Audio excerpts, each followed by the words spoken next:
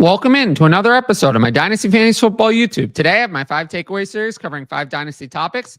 As always, make sure to subscribe to the channel if you haven't. Let's go. So, the first one, Jaylen Warren's contract extension and Kaleb Johnson's Dynasty values. So, Warren signed a 2-year extension with $12 million guaranteed. His 2025 salary was already guaranteed, but more money was added for this year on top of that. It's a bit of added money, a signing bonus of some kind probably, and a 2026 salary guaranteed. 2027, not guaranteed. So what is this really? He was already signed for this year. So this is a 1-year extension with a team option for 2027, but it means that Warren will be there for this year and next for sure. This year was already guaranteed. So it's an additional year. Now, what did Warren do last year? He averaged 8 carries and 2.5 catches a game. That was his role. The previous year, he had 8.8 carries and 3.6 catches per game. Was more efficient in 2023 than 2024.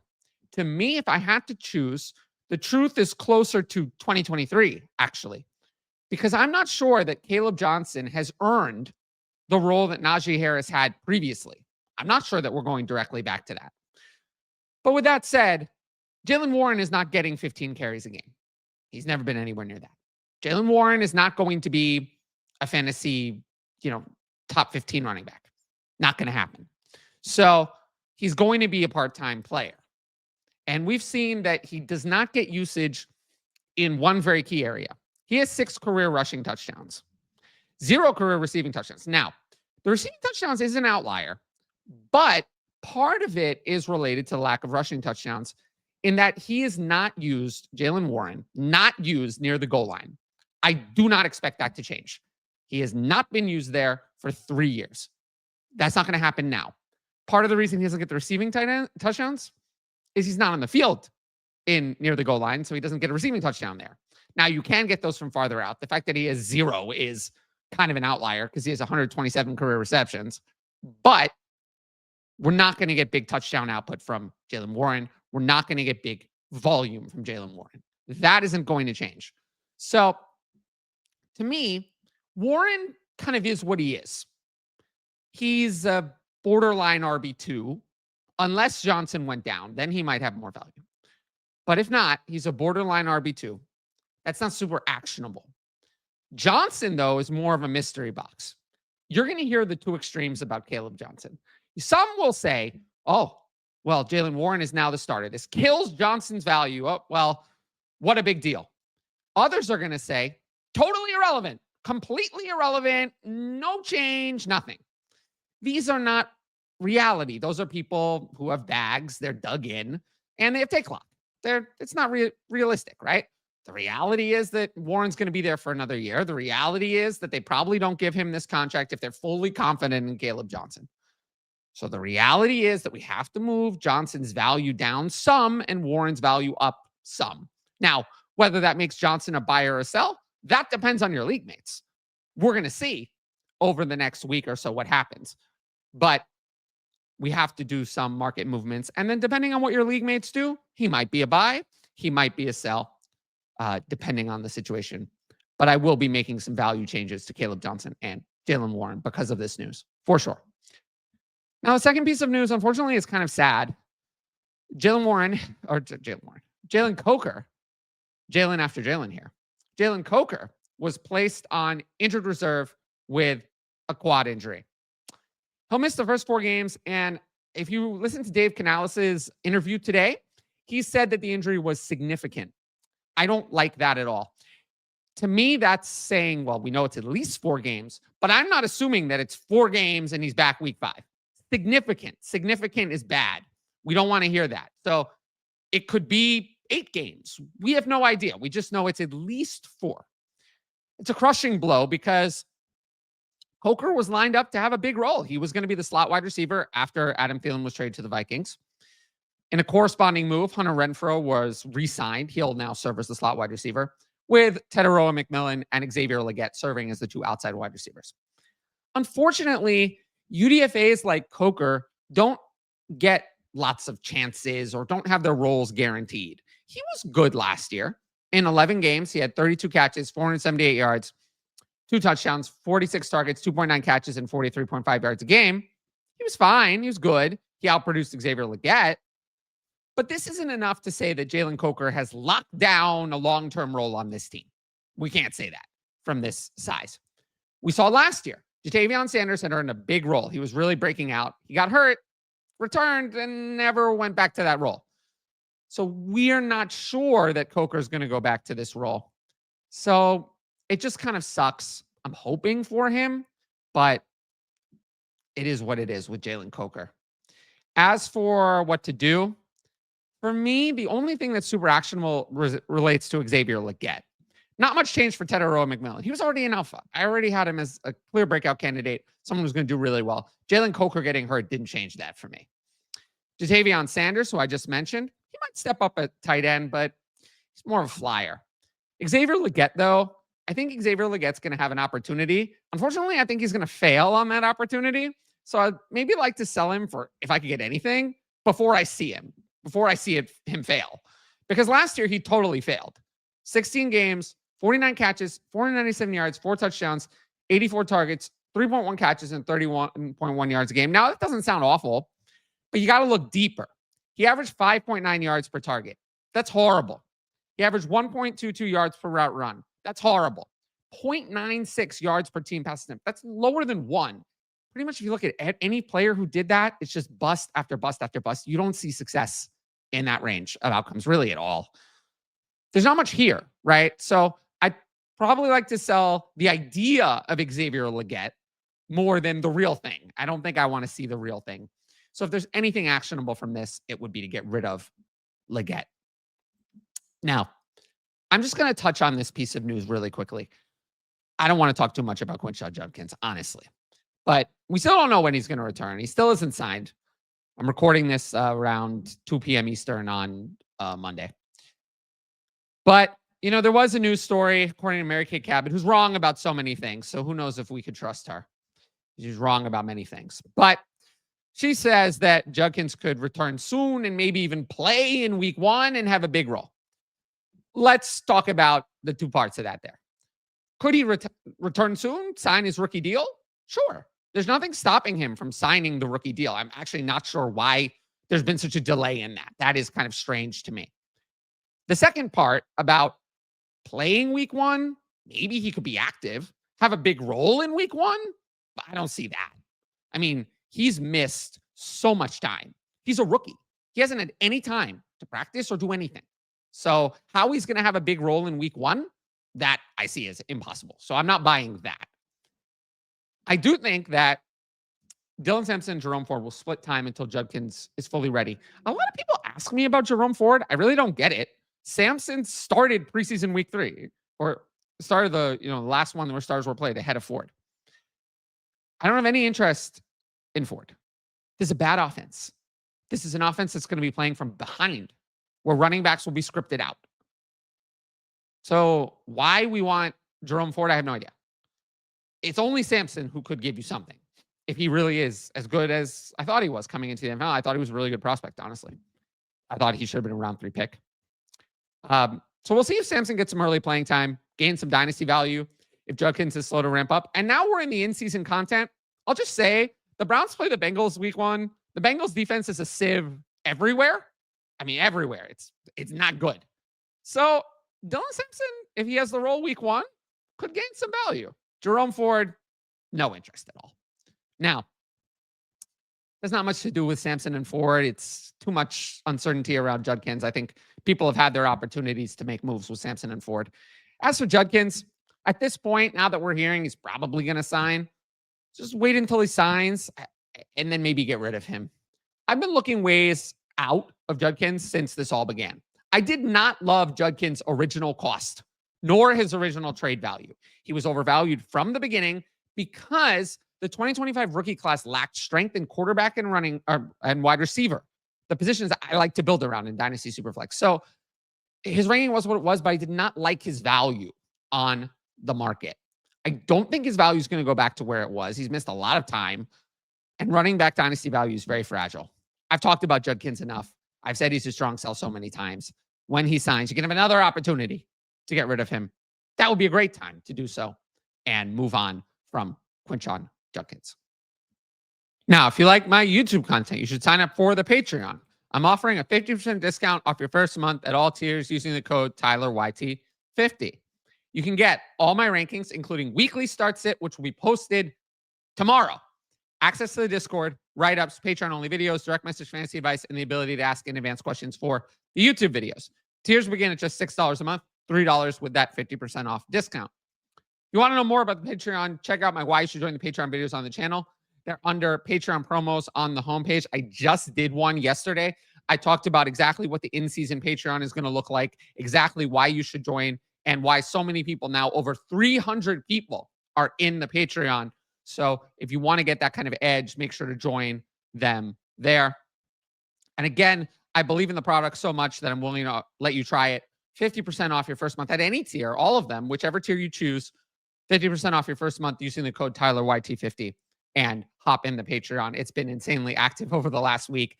And I can only tell you that that activity is going to pale in comparison to how active the Patreon is going to be once the season starts and start-sit starts. And then it's going to be hundreds or thousands of messages every day. And you're going to get up-to-the-date information and an edge that you're not going to be able to find anywhere else. So again, patreon.com/fantasy advice. Click there and sign up. Use the code TylerYT50 for 50% off your first month. And with that said, I'll get into my next topic. Now, the next topic I want to talk about was Matthew Golden. And a lot has happened recently, but all of it has kind of led me to rise on Golden a little bit. And let's get into the whole thing. So Golden has consistently played in 2 wide receiver sets all of the training camp preseason. It's been very clear. All of this, Jaden Reed will get more involved, bigger role. We haven't seen any of that. In 2 wide receiver sets, the wide receivers have been Golden and Romeo Doubs the entire time. Reed comes in 3 wide receiver sets, the exact same as it was last year. And that was before all of Reed's injuries. It's always been this way. Reed started camp off with a toe injury. Now he has a Jones fracture in the other foot. So remember, these are not related. There was a toe injury and now a Jones fracture. 2 separate feet. So these are 2 problems that he's had. I talked about this originally. Then I talked about this after we heard some news about the foot injury. And then again, after the Jones fracture news came out on the Dynasty Cells video I recently did. It's safe to say we're not seeing a third-year breakout from Jaden Reed. We're not seeing that. We'd be lucky if we saw Jaden Reed get through the season. We know the Jones fracture is bad news. But let's look at Golden's profile to see what he can do. So I haven't really talked about him too much, but in his final college season, 58 catches, 987 yards, 9 touchdowns, 61.7 yards a game. It's not great. I mean, it was a big school like Texas.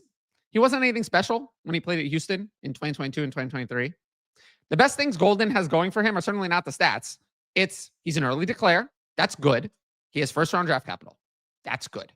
Those are more important than his college statistics. It's why during the rookie process, I was fine drafting Golden at cost. I wasn't paying outside assets to buy those picks. But if I had the pick to draft Golden, I was all about drafting him because draft capital and being an early declare are more predictive than college stats, whether we like it or not, right? So let's look at kind of a big picture thing that I didn't talk about on last video with Reed too much, but I want to talk about it now. The Micah Parsons trade severely limited the Packers' ability to bring in another high-level wide receiver, either via free agency or the NFL draft. They don't have a first-round pick in 2026 or 2027 now. They traded those away. They gave Parsons a huge deal. Jordan Love is a quarterback on a big contract. How are they going to, where is the top-level wide receiver coming from? Those guys don't hit free agency anyway. They no longer have the draft capital to trade for one. They traded those picks away. And they can't draft one in the first round. So they're not going to be able to get a player like that. Their focus will be choosing which internal talent they're committed to, who they want to keep, who they don't, drafting more players with later picks to find a diamond in the rough, and value signings for cheaper wide receivers in free agency. That's what they're going to be doing. To me, I see 2 players that the Packers are really committed to right now. It's clearly part of their plans. Golden and Tucker Kraft. Those are their 2 receiving weapons they're committed to. Everyone else is auditioning for a role under this team's direction after this new Parsons trade. That's changed what we're doing here. Now, for me, I'm not sure how buyable Golden is. I think the hype train has started to become really, really strong. Might have gone to a point where the price is too high. I'm not sure Golden's a sell because I'm not sure if there's true believers. I talked about Reed already. I want to get rid of him. That was on the last video. But the other player I think is kind of relevant here is Kraft. Kraft was good for real life last year. 50 catches, 770 yards, 7 touchdowns, 70 targets, 2.9 catches, and 41.6 yards a game. The targets are not there. They're not. If this is all it is, it's not good enough. Kraft is not going to be a high-level tight end with this type of volume. But he averaged 10.1 yards per target. He's a huge real-life part of the Packers offense. The real question is, Kraft has leveled up from 2023 to 2024. Can he continue to do that? Can he continue to level up more? The talent's there. So it is possible. And we know Kraft is 24 years old, turns 25 in season. That is when tight ends break out, right around that age 25. That's when they take that big leap if they're going to do it. 24, 25, 26. Tight ends take a little longer to break out. He's on an upward trajectory. He plays every snap. So I do think if there's a breakout option outside of Golden, it's not Reed, it's going to be Kraft. So that's something I would look at if Kraft is still underpriced. Now, my last topic, and I just wanted to talk about this because I saw it in the news. I saw it on Twitter. I haven't really talked about Hunter much. I talked about him right when he was drafted. And that's it. I don't think I've talked about him really since at all. He hasn't been a buy because I've been McMillan over Hunter the entire time. That's never changed for me post-draft. He's not really a sell because compared to prices of veterans or other, veteran players, I'm actually pretty in on Hunter. So he's kind of been passed by in my content decisions. He just hasn't made it onto the channel, really, all that much. Now, today I saw that Jaguars head coach Liam Cohen said he's still evaluating Hunter's week 1 usage, whatever that means. We don't know what that means. I think we know some things. He's going to play both offense and defense. We know that. We know he's seen his offense first right now. We don't know specifics. We're not going to know until week 1. Now, to review, Hunter was a great wide receiver prospect. In his final year, in 13 games, he had 96 catches, 1,258 yards, and 15 touchdowns, 96.8 yards a game. He was great in the final year. He was an early declare after playing 1 year at Jackson State and 2 at Colorado. 2023 was also solid. He averaged 80.1 yards a game. So it wasn't just a 1-year thing at the FBS level. He had 2 good years. And he did all of that while also playing cornerback. However, there were some people who had hyperbolic takes on Hunter. They said that he was in the same prospect class as Chase or Marvin Harrison Jr. or Malik Neighbors as a wide receiver prospect, or they used his second overall draft capital to make such claims. These are ridiculous things to say. Hunter, the wide receiver only, was a good prospect. Great prospect, I might even say. Deserving of being a top 10 overall pick. Hunter, the wide receiver only, does not go second overall in the NFL draft. He does not get what the Jaguars traded up, all of those things for him. The wide receiver only is not worth that. He's a good prospect, great prospect, but not the second overall player, not worth all of what the Jaguars traded for him. Not better wide receiver prospect than Jamar Chase or Neighbors or Marvin Harrison Jr. These are ridiculous things to say. These are not true. So people can say that if they want, they're wrong. But that doesn't mean he's bad. So we have to be careful. We have to be accurate and not just say hyperbolic things for content. He is a really great prospect, but not the best wide receiver prospect ever, like some are saying. Now, for me, the big takeaway here is don't overreact to the week 1 usage, whatever it is, and especially if it's bad. We cannot possibly use a 1-week sample size for a player we have never seen in the fantasy football era. We've never seen anything like Travis Hunter. We cannot use a 1-week sample to decide this is what it is for the rest of his career, especially if it's bad. Rookies sometimes take a game or 2 to develop. I'm not going to overreact in either direction. Like I said, I'm especially not going to overreact if it's not quite the usage we wanted or if he's not fantasy relevant in week 1. At the end of the day, Travis Hunter is not going to be better than Brian Thomas Jr. in week 1 or probably at all. And expecting that is not realistic. Brian Thomas Jr. is an alpha. And we saw that in the NFL. So again, don't overreact. Don't panic. Let's see what the week 1 usage is and give it a few weeks, and then we'll evaluate Travis Hunter This is a once in a lifetime type of player. We have to have a different evaluation process for Travis Hunter. All right, we'll do some Patreon questions, then we'll wrap up the show. What is the range of outcomes on Michael Penix? Well, the Falcons traded away their 2026 first, so they've pretty much committed to 2 years of Penix. I think the range of outcomes is Penix starts 2 years, doesn't work out, and he's replaced. That's the worst case. Best case is he turns into a long-time franchise starter. Is pretty good, above average passer, has a lot of dynasty value for a long time. I don't think Penix is ever going to be a first-round starter pick because he doesn't run enough. But yeah, I mean, I do think you're getting 2 years of Michael Penix, though. Who are you more concerned about as a dynasty asset, Pearsall or Olave? If you had to pick who's a better wide receiver, it is Chris Olave by a lot. They're not comparable. Chris Olave is far superior to Ricky Pearsall. I'm not even sure that Ricky Pearsall is good. He wasn't a good prospect. We saw 2 games of him being good in the NFL.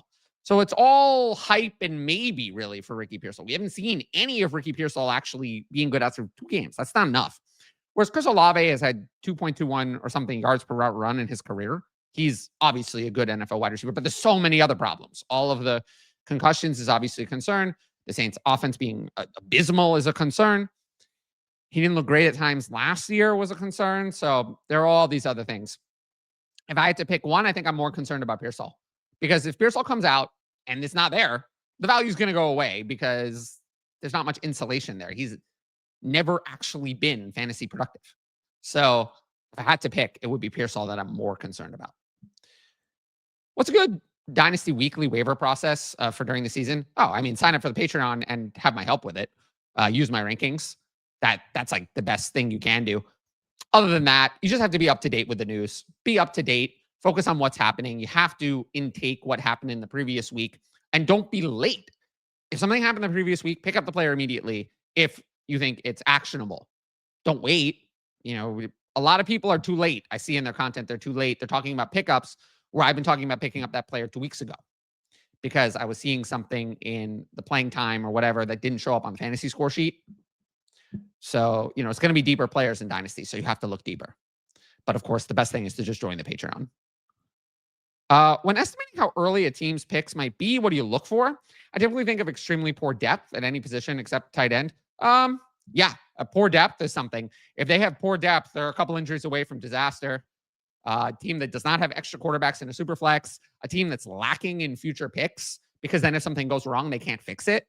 So yeah, all of those things. And of course, just the simplest thing is how good is the team's starting lineup?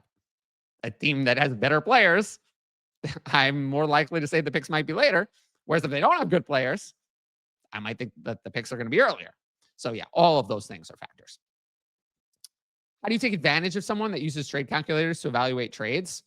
Plug the trades into the calculator and try to find something that is in your favor that they would accept because of the calculator.